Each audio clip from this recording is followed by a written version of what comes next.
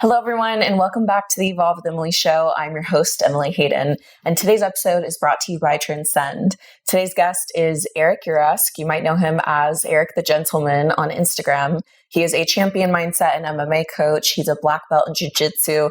He is a fighter, a lover, and a seeker of truth. He helps men create clarity out of chaos. We get into his story and how a lot of his childhood and upbringing was a lot of chaos and hardship.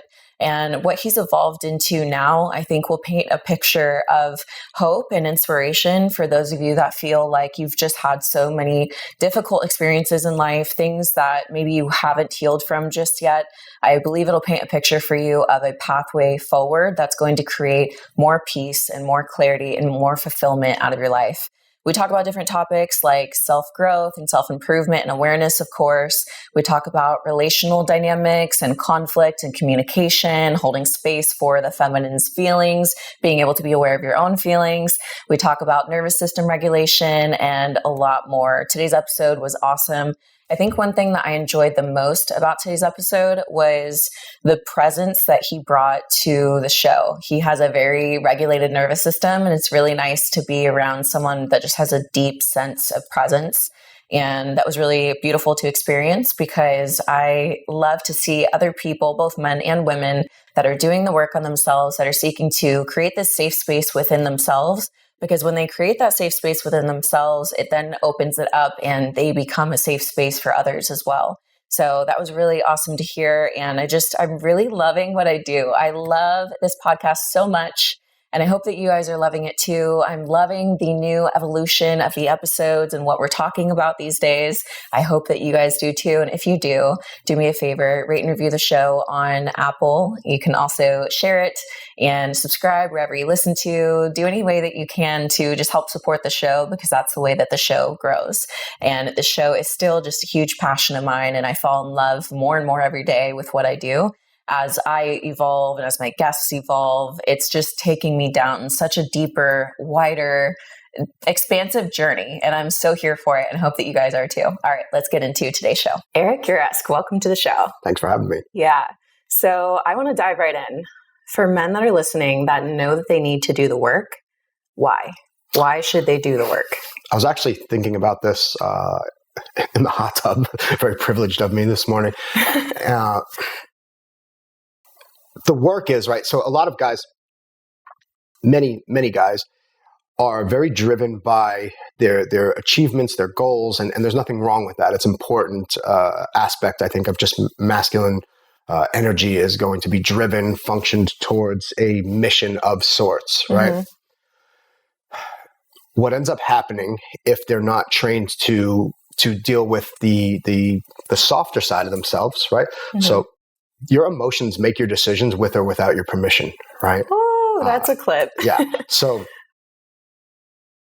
they've done studies. It's anywhere from like 75 to like conservatively to as much as like 85, 90% of people's decision makings, whether they consider themselves rational or not, are made based on what you feel. Now, if you can't identify what you're feeling, you're making decisions on an automatic. There's no awareness to it. It's unconscious. Right?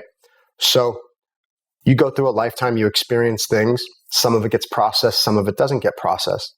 The unprocessed stuff that's still sitting inside you is absolutely affecting the operating system. And what normally happens in my observation, I don't have a study for this. This is just what I've seen. Guys can cruise through this through their 20s, right?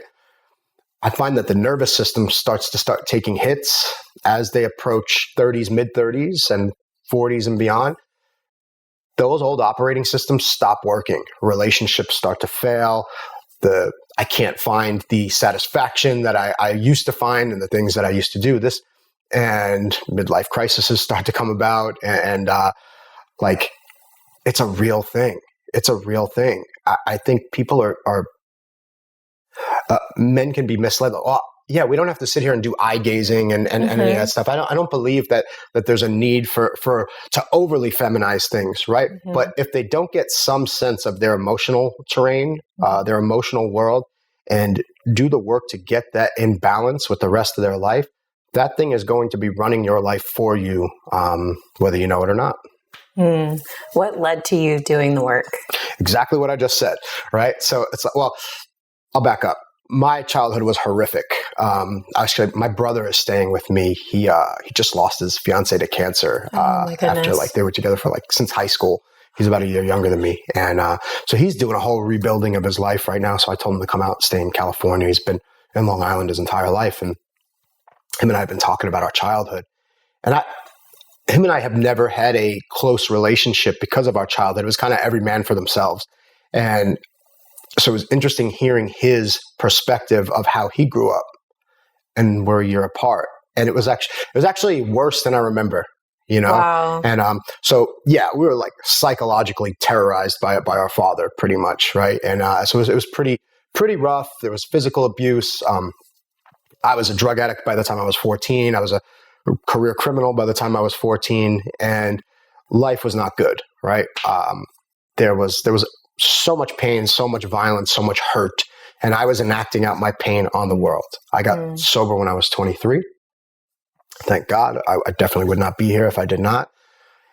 And that started the work, but it got me sober. It got me from the really away from the really antisocial, dysfunctional behaviors. I wasn't kicking people's doors in anymore and sticking them up and doing crazy shit like that. So that's good. That kept me alive and out of jail, and allowed me to start building a life. And so I always had a dream of pursuing mixed martial arts. It wasn't mixed martial arts at the time. It was still no holds barred. This is early 2000s. I got sober in 2003. Yeah. 2004 actually. And so I started throwing my energy into training. I already had a wrestling and judo background, and I threw myself into mixed martial arts. And I'll give you the long story before I give you before I break it down a little bit. But anyway, I achieved this awesome life. I traveled all over the world. I had a big name in the coaching part of MMA, and I was miserable, right? So I found myself sober quite a while, living in Thailand, financially secure, women coming from all over the world, tourists. It was just so I've got money, I've got women, I've got all the stuff, traveling, everything that you could want. And I was miserable. And so I had to start taking a deeper look. And so that's why I had to get into the work, because my pain was just being expelled onto the world, because that's what people do with their pain. They internalize it or they externalize it. Yeah. Thank you for sharing. And yeah, what a journey that's been for you. I always like hearing what fuels people, because often I find the people that are the most heart-centered are often people that have gone through a lot of things, which could have made them different. Yeah. Are you telling me of something? No. Oh, I thought you were No, yes. no. I was like, oh, thanks. That's too funny. Oh. Yeah, I really appreciate you sharing that part of your journey. So as you started to do the work, was there guidance or mentorship or someone that you were able to go to help pave the path for you? Because I find that there's a lot of men that may be realizing, okay, I have some work to do, but they don't know where to go. Should they go to a regular therapist? Should they, what can they go to? What are some tools and resources to starting doing the work? And what did that look like for you? So first I want to define the work, right? Good idea. I feel like the work is, I think it's processing your pain, right? The unmetabolized pain that is contributing to holding patterns that people have in their life. I think that is what we would want to consider, and taking a look at that and getting started. Okay, how do I take this? So this is no longer, these old stories are no longer contributing to my decision-making moving forward, right? So if I have programming, survival programming usually from my younger years, right? It could happen later in life if there's something really traumatic that happens, but usually it's younger.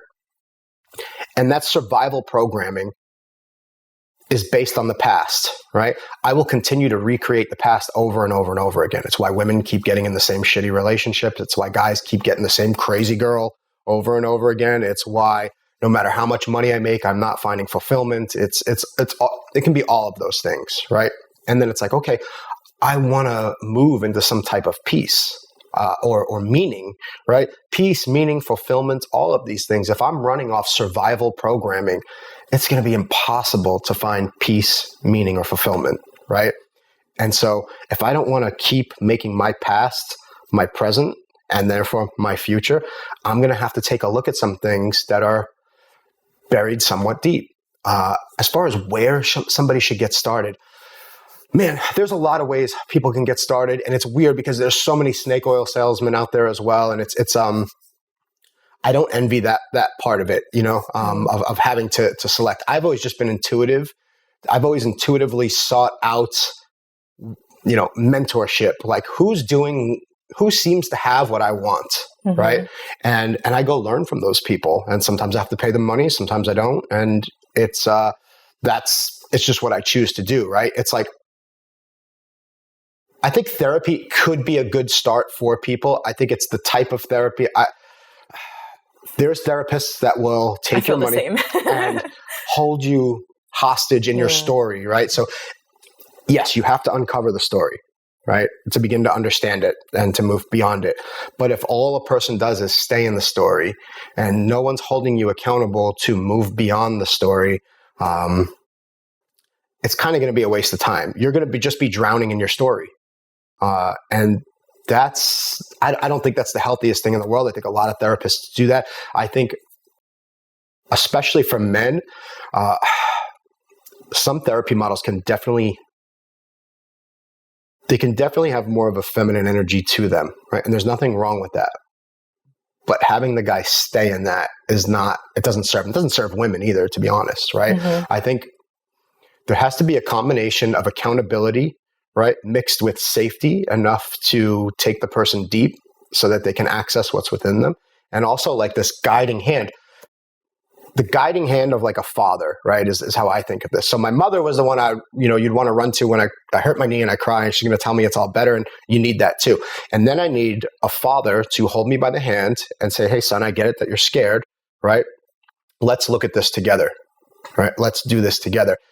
I think both of those qualities have to be present in order for somebody to really move through whatever it is that they're dealing with. And more often than not in therapy, that might not be the case. I love that you're saying this and you explain it so well, because I've done a lot of healing and I've worked with a few therapists a few times, and there is the saying, be careful of unearned wisdom. And I found that sometimes people who set out to be therapists, a small percentage of them, they learn things through textbooks, right, instead of having walked the experience themselves, having set themselves free from their own darkness, from their own shadow. And so for me, I found that it's really important to find people that fully embody what it is that I want to embody. And I love that you said that you use your intuition, because I love coaching even in my clients on that, to like really realize that we are our own best healers. So if we'll tune in and learn how to tune into the innate wisdom that's inside of us, we will know this person feels like a yes, or this person feels like a no. Absolutely. So I think it's important to just be aware of that, understand who embodies what it is that you want to walk out in your life, and then just trusting yourself innately to know that this person is here meant for your season of life that you're currently in. Absolutely. There's that saying too, that when the student is ready, the teacher appears. That's the other part. Yeah. Yeah. That's the other part. I think a person really has to be ready. There's some people that could be, so in still the victim part of their story, are not ready to come out, that they could use this person might hold me accountable as the voice that says, I don't want to work with this person, right? And maybe you're not ready to do that yet, and that's fine too, right? So I think it's like, understanding when you're really ready, when you are really sick of living the way that you're living and really ready to take something else on and eager to seek that, I think, the teacher will present themselves. Yeah. And I've found in my life that it can be someone that is, like you said, a mentor, a coach, a healer that maybe you're paying for a session. But also I've learned so much and gained so much from YouTube videos like this, podcasts like this, where I just consume, and then not just consume, but also apply and integrate. And I think that's like the biggest piece, is rather than consuming more content, make sure that you're integrating. So every time that you hear a takeaway, it's like, okay, let me write this down and actually apply it into my life. Yeah, that's like one of my favorite things to do, right? Like I tell all my clients, hey, dude, please, firstly, don't put me on a pedestal, right? If you do not take ownership over this process, I'm not going to wave a wand and fix you, okay? The only people I've seen get results are people that take ownership, which would mean, like you're saying, oh, this is really interesting. I'd like to find out more ideas about like what I just discovered in this session or watching this video, and then integrate, right? How do I practice this in my life? So when I read lots of spiritual books, self-help books, all that stuff, I'm just kind of a nerd for that stuff. I am too. I love that shit. But I read them slow. And I'll read a chunk until I get to something that strikes me. I generally put the book down at that point, and then I begin to internalize it and implement, right? So part of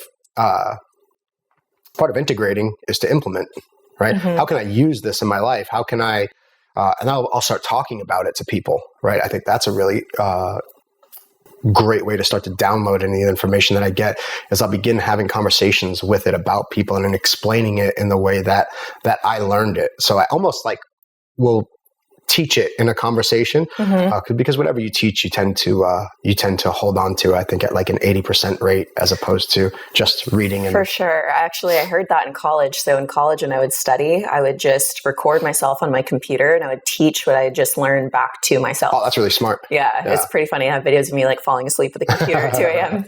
So, okay, I want to paint the picture for somebody of what it looks like to do emotional regulation type of work. So I want to paint the picture in forms of maybe like communicating with a spouse or a partner, what it looks like when your emotions are not regulated and how that goes. Okay. And then what is possible when you both are able to regulate your emotions and come from a place where you're embodied and taking full ownership for your own things that are surfacing. Sure. Because I really feel like if we could give them a complete picture of that, it might paint some path of hope or maybe some inspiration that there's like such a better way to go about communication and conflict and things like that. Okay. Yeah, no, absolutely. So let's say my wife feels upset with me because I continually forget to take the trash out. Okay. It is in our divvying up of the assignments, it is one of my duties, right, is to take the trash out. And she reminds me gently, and I say, yeah, I'll get to it. And I mean it. I'll get to it. Something else feels more important, right? And so I go about my day. I forget it. She asks me again, maybe, and I forget again. And now she's getting upset with me. She starts to catch a little bit of a tone, right? And I turn to her. What the hell's the big deal? It's just the garbage. Like, I'm feeling criticized now. What the hell's the big deal? It's just the garbage. Now,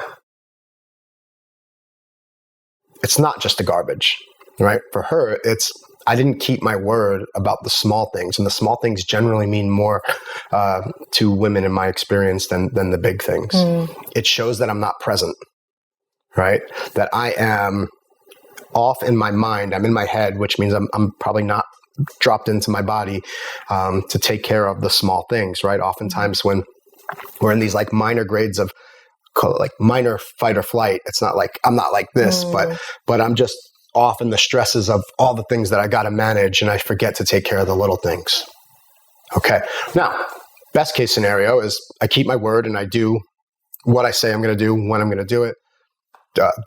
Do what's necessary to maintain my presence, right? So presence is a practice. I heard a fantastic coach say this just recently.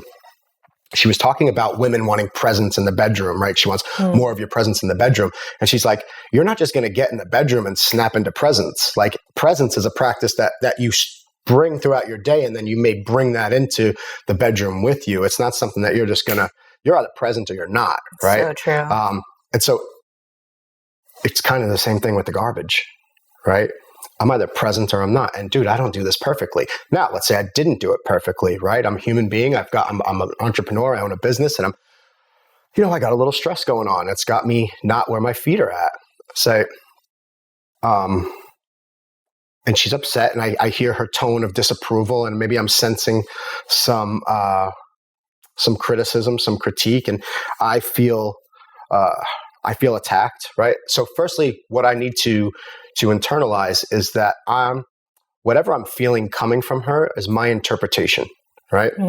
Okay. So it's not a fact that she's attacking me, right? I may feel attacked, So I have to understand the delineation between a fact versus an interpretation. That's huge. I hope people are catching this. Okay. Rewind and listen to that. Okay. So my interpretation is like, okay, so I could say,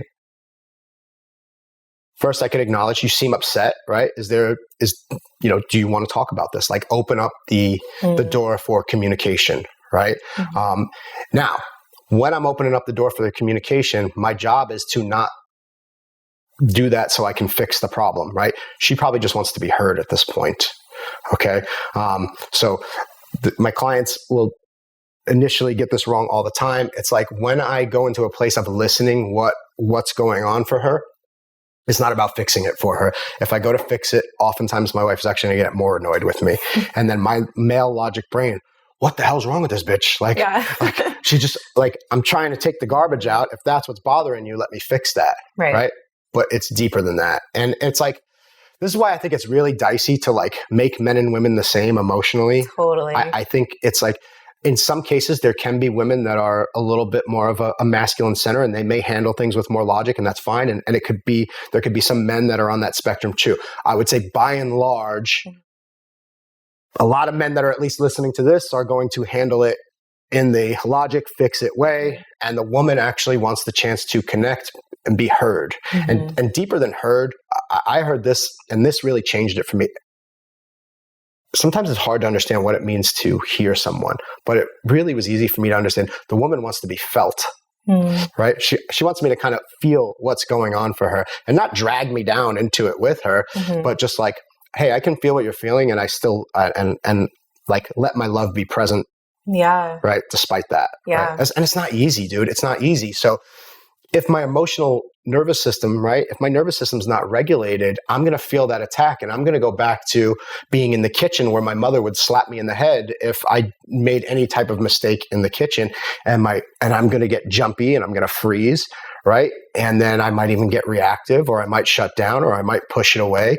And now that little innocuous garbage thing where she's upset, I feel attacked, we either don't deal with it or it turns into an explosion.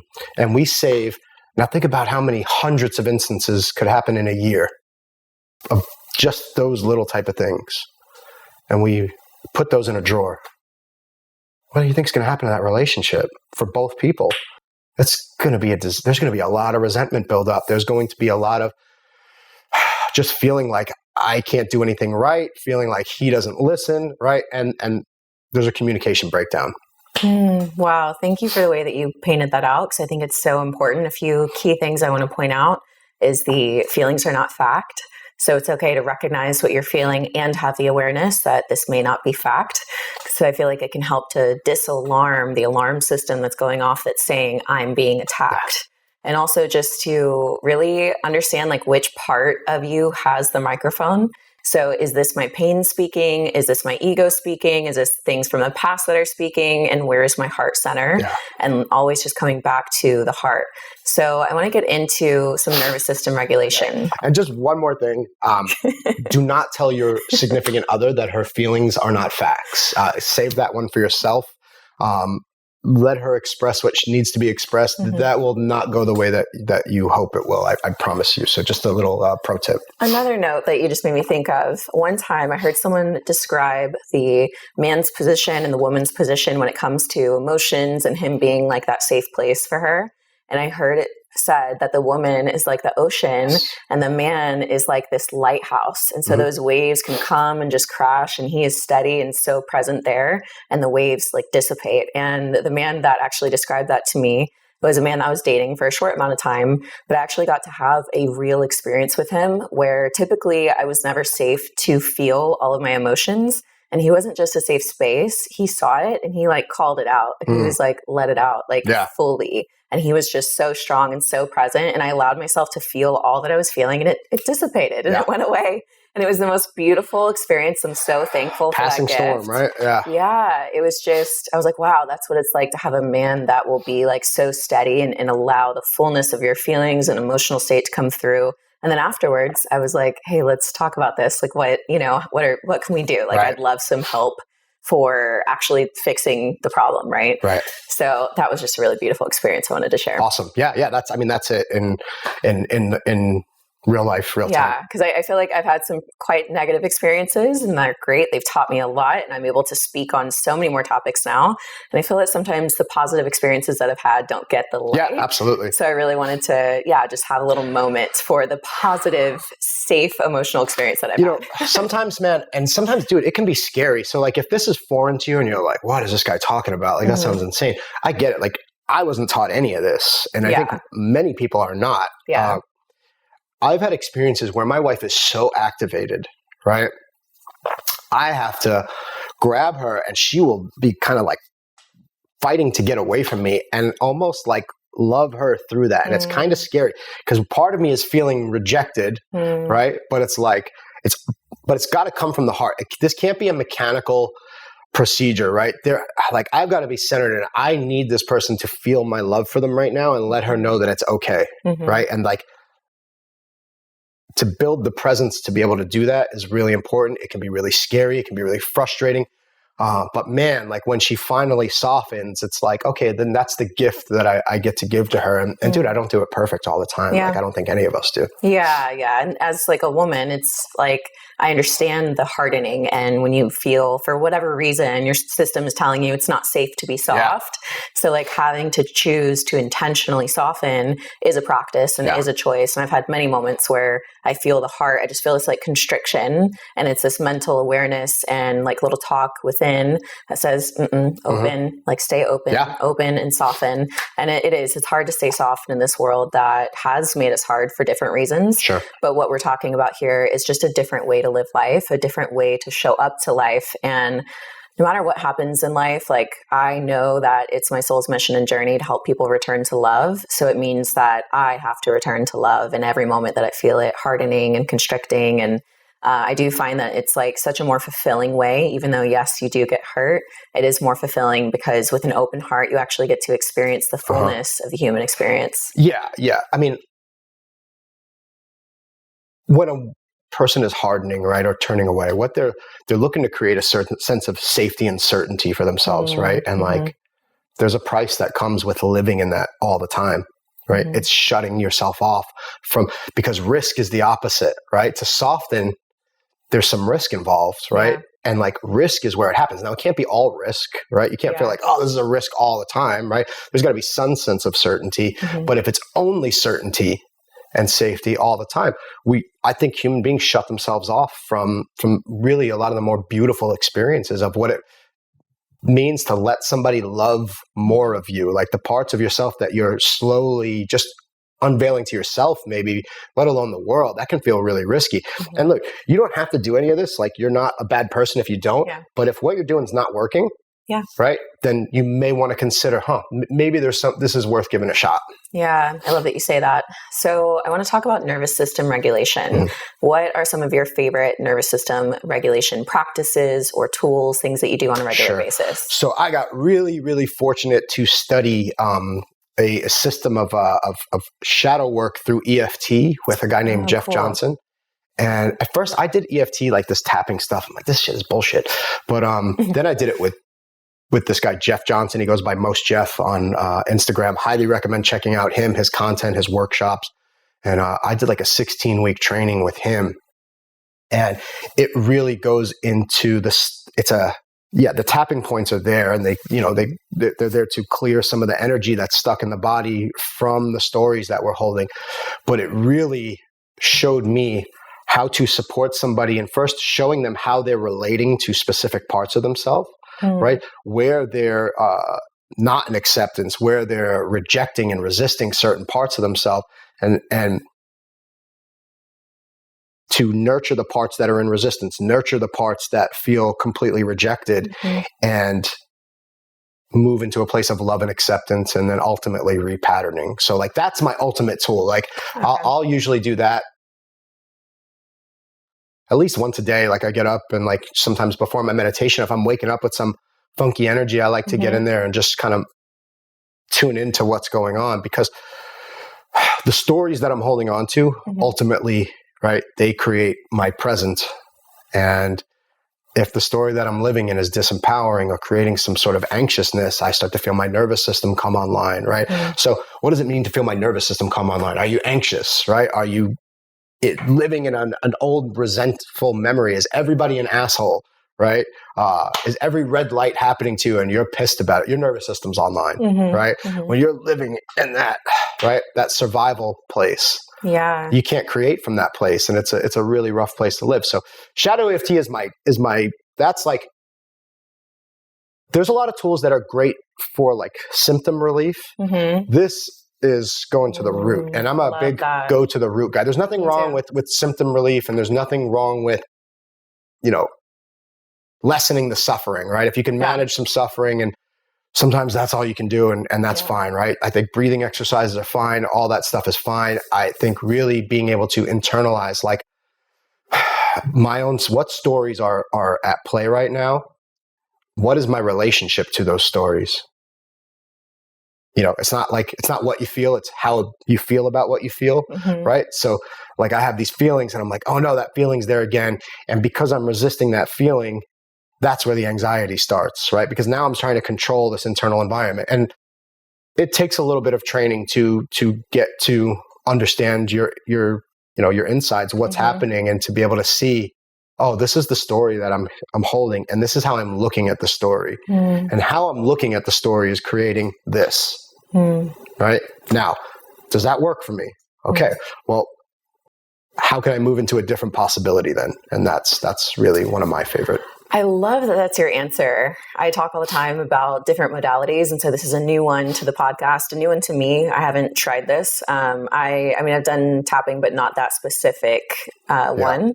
So I think that's incredible. And I also am all about getting to the root of everything. And it's interesting because my own personal experience brought me into the awareness that what I was doing wasn't getting to the root. So I remember I would have like 12-hour days. I'd wake up and do jiu-jitsu at 6 a.m. I'd do Muay Thai afterwards. I'd come back. I'd work all day. I'd go bodybuild at 12, come back and work. And then I'm doing the sauna, the cold plunge, breath work.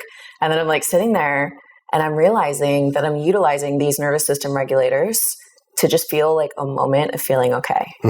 And I realized that like my internal system was not okay. And so I actually, I had like a little boundary with myself where I said, okay, you're no longer allowed to do those things because those things are like your lifeline right now, which were really healthy for you, but the intention behind them changed. And I was doing it just to like feel a moment of feeling okay. And I realized that I was like in this cycle, not really getting to the root. So I love that you mentioned like, what did you know? To the root. I'm sorry. What did you know? Like, what are your go-tos now? Now, breath is probably my first go-to, and meditating and feeling what I'm actually feeling. For me, if I notice that there's a dysregulation in my nervous system, I'm typically avoiding something.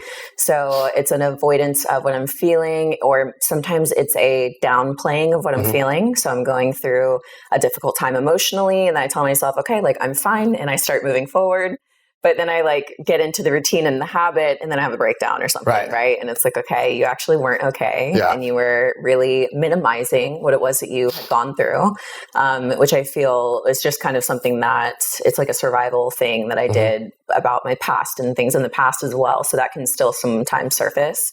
So yeah, for me, breathing, actually giving myself the space, I call them like a sacred container. So creating this sacred container where I sit down right over there on my meditation pillow and I just go internal and I breathe and I get really deep within and I access that divinity within. And when I do that, that for me usually shows me everything I need to know. And then of course I love like cold plunging and hot cold therapy, all that stuff is fun. That's great. It's great. Another practice very similar is I just allow myself to go sit with my discomfort, right? And it's kind of similar, right? Less of a meditation because sometimes and I use meditation like it's an everyday thing, right? But I will intentionally set aside maybe just a half hour to go sit, give my discomfort permission to be there because it's my resistance to the discomfort that's actually creating the anxiety. So it's like, okay, I've got this discomfort. If I'm not being mindful, I may just go get busy to not feel that discomfort, right? Which I think is what most people do, right? We're driven on not feeling that discomfort. So having the presence and the discipline to, all right, I'm going to sit for a half hour. I'm just going to be with this discomfort the same way I would be with a friend that's going through a rough time, right? And like, if I can embody that for myself, a lot of times after a half hour, I'm just like, the feeling might still be there, but it's not owning me. It's not disrupting me. It's not making decisions for me. That's so good. I mean, I have even recent experiences where I'm doing work and I'm busy. And then in between being busy, I like check my phone. And then while I'm on my phone, that awareness pops in and is like, hey, what are you doing? Right. And the internal talk is like, probably avoiding something. Yeah. Like what happens if we put the phone down? What happens if we put it in another room and we actually just sit here for a moment? And then there's always this, because all of a sudden I'm really becoming aware to like what's actually happening internally. So yeah, I think we're very crafty in how we avoid and choose not to feel. And it is the bravest thing in the world to feel and to actually sit with yourself and look at what it is that you're feeling. And it's also something that brings you freedom. And I know that in the moment, it doesn't feel like it, especially if it surfaces and it's really strong or it's a very difficult thing to feel and process. But on the other side of you choosing healing is freedom, like so much freedom for your soul, where you no longer are controlled by your dysregulated nervous system, controlled by the past or the unprocessed trauma and emotions. So I really hope that the listeners that are listening that are scared, it's okay to do it scared. Like I was terrified to look at some of my darkness. And I remember a specific moment where I imagined like the darkness, and then I imagined like the light part of me. And I spoke to the darkness and I said, hey, me and light, we set the table for you. You can literally sit with us. And darkness went from like big, bad, scary, literally shrunk down and said, really? And I said, we'll listen to whatever you want to tell us. Yeah. And I feel like part of that goes into like some inner child work. Do you have experiences maybe with clients or yourself with inner child type of healing, or maybe that like relationship to that younger version of yourself? What do you have to say about that? So I never in a million years, like I'm from like New York. Like I used to be like a real tough guy, and I've never in my life tough anymore. Yeah, not tough anymore at all. I used to think there's like I thought I'd be sitting here talking about inner child work. I'm like, what the fuck are you doing, right? That being said, it's so necessary, right? So these parts of ourselves that get stuffed away, they're born out of rejection, right? I've heard it said like, when was our sense of belonging broken? Right. And like when your sense of belonging gets broken for whatever reason, right? It can be something really innocent, as your parent just says. Your parent just like maybe devalues or criticizes something that you really thought you did great. And you're like, oh man, I thought I was a good dancer. And your mom tells you not to dance like that or whatever it is, right?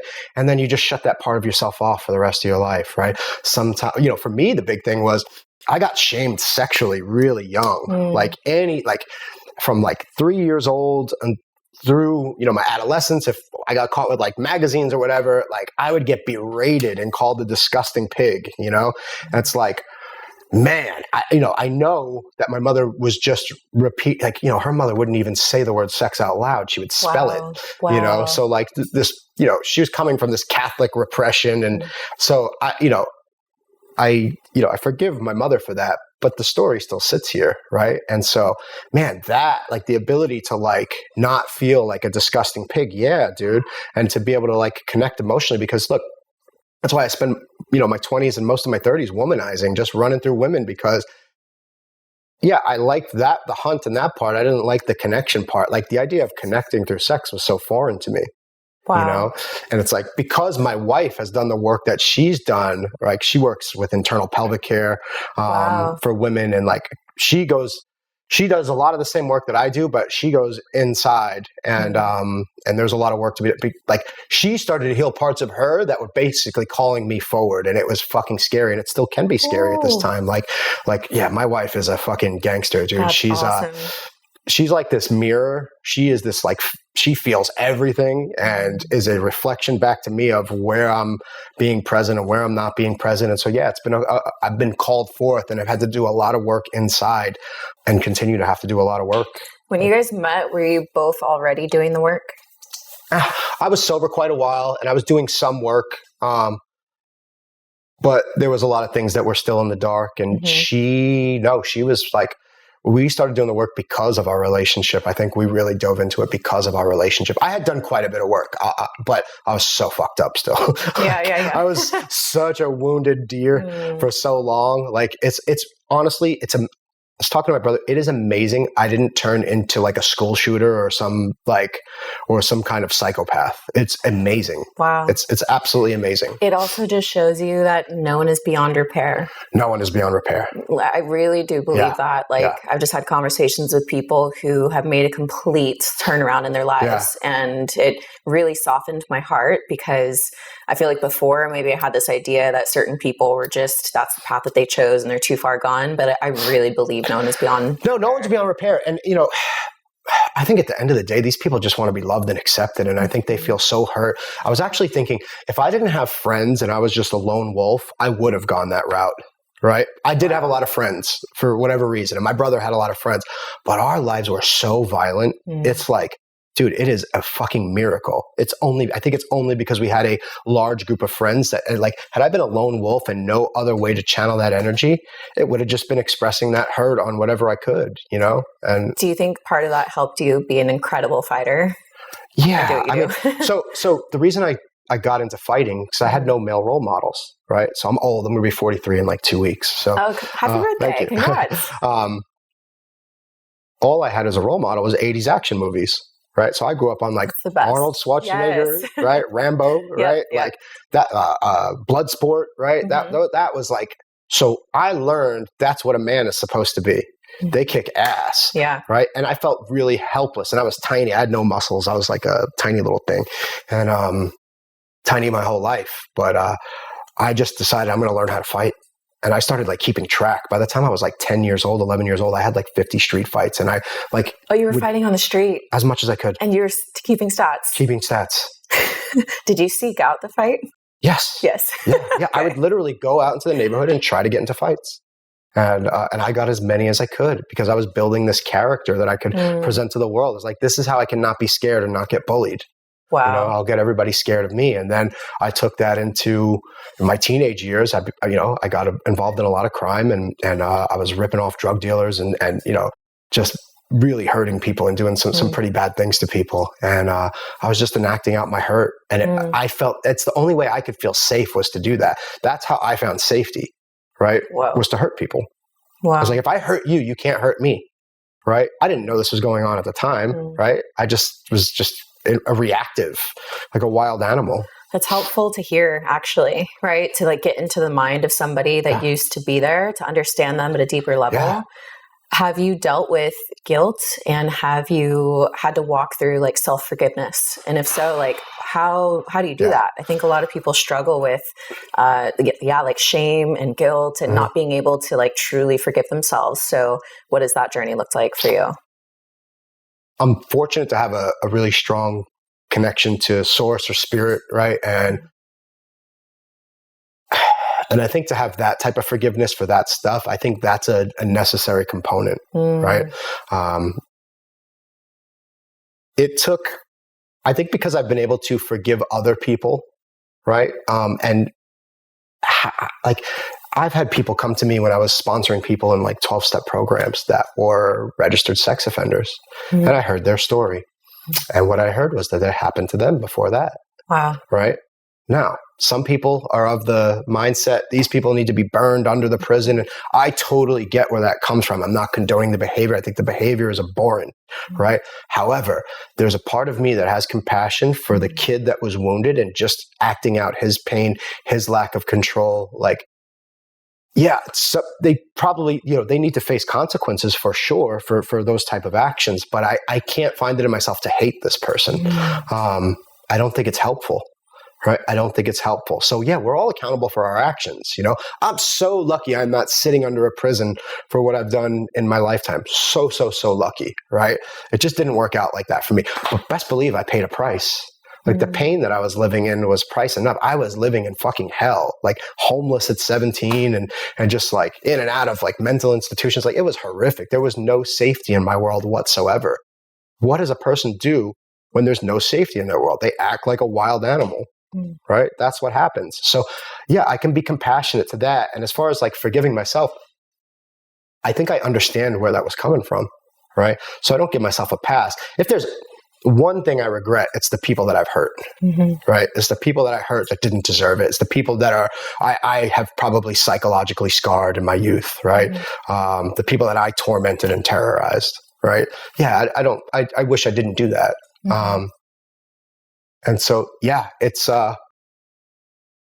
been a wild ride, and it's actually been so cool having my brother here and like kind of building a relationship with him, because it's actually like pushed a lot of this stuff up, you know. Oh, yeah, like making it surface. It's definitely surfacing, and I'm like I told you before, I'm going into a bufo ceremony tonight, so I'm like pretty excited, to just also scared, but to see what comes to surface and what gets to get moved through. Yeah, I think what we talked about earlier, things surface as we're ready. Like as the student is ready, the teacher appears. So even like, I really believe that we are all both a student and a teacher. So like, I imagine your brother coming in, being a teacher, being a reflective mirror for you, and vice versa. So I think it's beautiful when you're able to reconnect with family and have those real conversations too, because it's interesting how our subconscious will mask certain things or forget some certain things out like completely.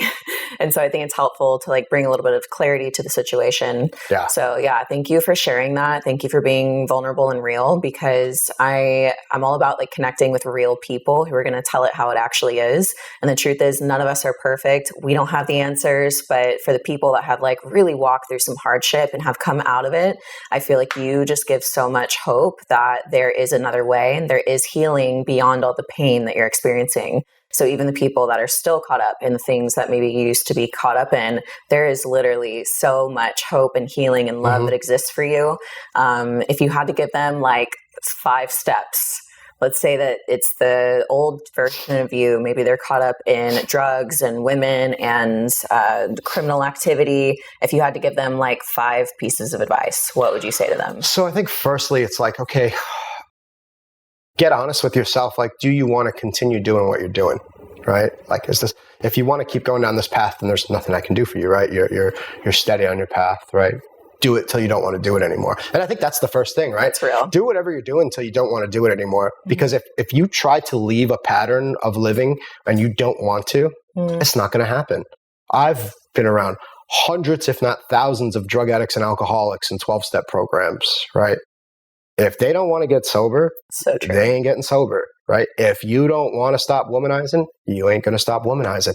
If you don't want to stop chasing money, you ain't going to stop chasing money, right? It's like the pain has to be great enough that they see this is not working anymore, right? So that is actually one of my things. Like, try not to kill yourself in the process, but let the pain get great enough.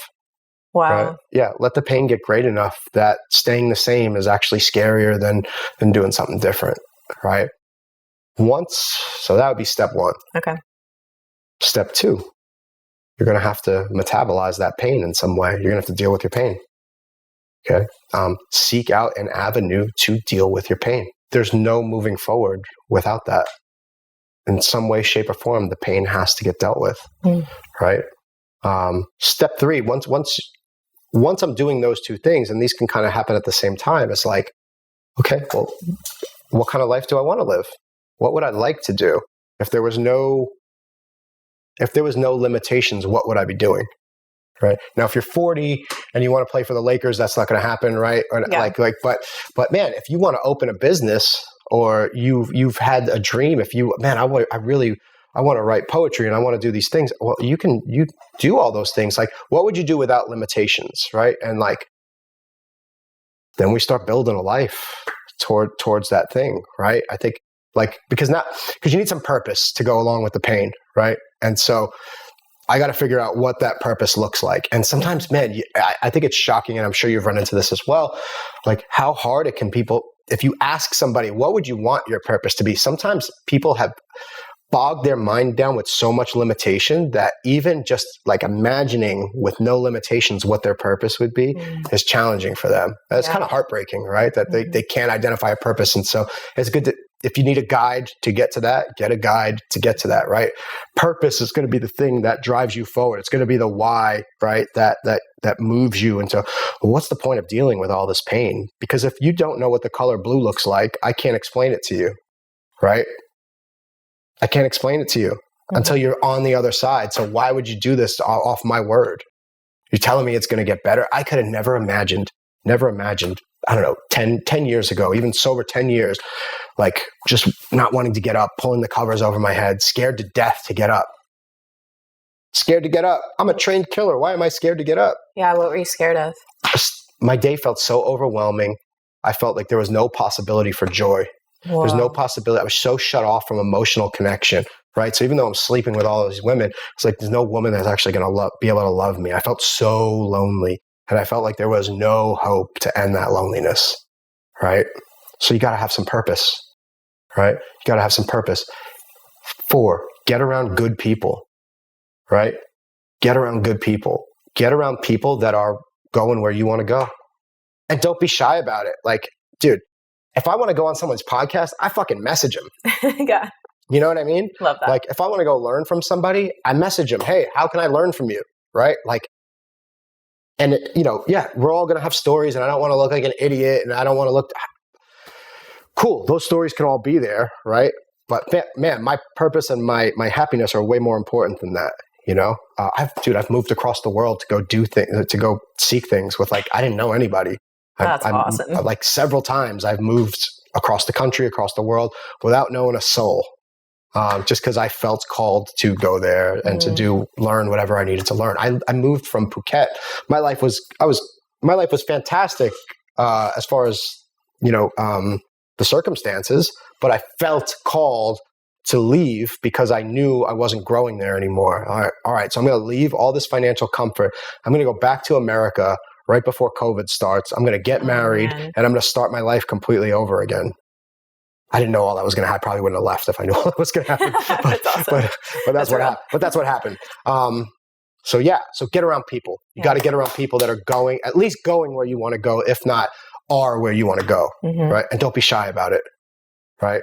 If I had to give a step 5 after all of that, it's like, hold yourself accountable, but also be nice to yourself at the same time, right? It's like, there's so many people, in our industry that are like, the hustle culture takes over and the guilt and the shame. And it's like, look, man, I can be just as guilty of it as anybody, but if I'm out here peddling freedom and I'm not free, bro, that's a problem, right? So good. Yeah. And it can happen, and it's okay that happens, right? Yeah. But I got to be like, the freedom is just, hey man, it's all right, dude. Right? What's getting in the way? And let's take care of that. Right? But it's like, yeah, hold yourself accountable, get people in your life that hold you accountable. You don't want a team full of yes men around you. It's so good. As easy as that is it's nice, it's comfortable, but it is a fucking cancer. Be nice to yourself. That's amazing. Thank you so much. And I know that's a big ask, like give someone in that position 5 steps, but I feel like that is such a path that they can immediately start to follow. All right. So we have a champion, world champion, fighter, jiu-jitsu master, and we haven't talked about it much yet. So we have to get into it just a little bit. Why fighting for you? And what do you love about jiu-jitsu in particular? Okay, so I'm a world champion coach. I'm a good martial artist. I've achieved a lot in martial arts, but a world champion coach. Okay. Just so, gotcha. Yeah, I don't want to give myself false street cred, right? Gotcha. Why fighting? It shows you so much about yourself, right?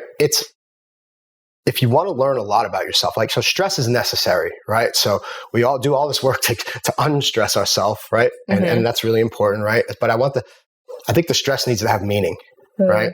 So there's nothing wrong with pressure as long as it's empowering pressure, right?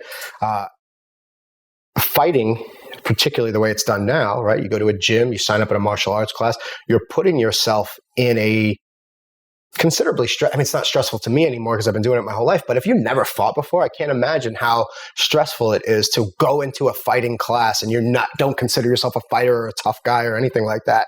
You're going into a class where people know how to fight, and you're going to actively play this game of fighting together, right? That can be really stressful. And then you get to see yourself. Notice your fears, notice your stories, notice your interpretations around what comes up. Notice your self-judgments. Notice how you judge other people. Notice who you avoid. That's right? So good. Right? So there's a big difference between fighting and martial arts, right? Okay. I love fighting, but I'm a martial artist first, right? A martial artist uses